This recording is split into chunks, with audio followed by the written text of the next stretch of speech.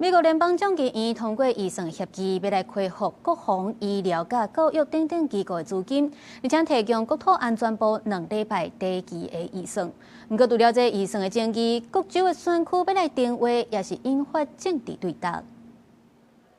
美国联邦众议院以217票对214票，惊喊通过跨党派预算协议。化解最近这4天政府停拍的危机。这项法案唔能让大部分的政府机关恢复运作，共和党籍众议院议长蒋森也认为讲这是一场大胜利。不过目前半钱敢乃当解决96%的政府资金，牵涉到移民这块国土安全部的预算，两党犹原是交锋对垒。President, the White House have engaged in good faith with Democrats in the Senate, and they've said they would negotiate on the final bill, the Homeland Bill.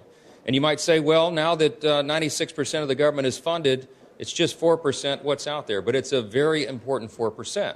就算讲预算过关，针对国土安全部的资金，民主党内部犹原是无共意见。真侪议员拢对川普政府强硬移民这块感觉无妥当，特别是顶个月伫咧明尼阿波利斯发生联邦人员枪杀公民的事件，引起强烈的反弹。The Congress needs to rein in the Department of Homeland Security. That's why I voted, and so many of my colleagues voted against.Funding the Department of Homeland Security. 政治恶斗的气氛也对华盛顿地区拖到各地方选区定位争议，加上激烈的政治攻防，已经让民众感觉野心。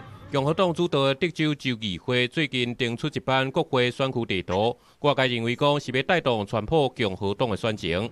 不过，这样变动所造成真侪非洲的拉丁裔社区向切分开，加上补选、初选连续举办，真侪选民根本就唔知影即马是要去倒位投票，影响权益。The redistricting, the boundaries, and the temperatures so high with the political rhetoric, and a lot of people really actually checked out. This is causing concern and confusion among some voters because they are not sure if they still live in the district under the new boundaries, or if they will have to vote in a new congressional district.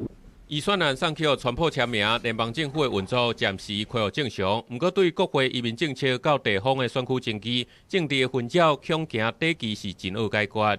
公司新闻，郑伟仁编译。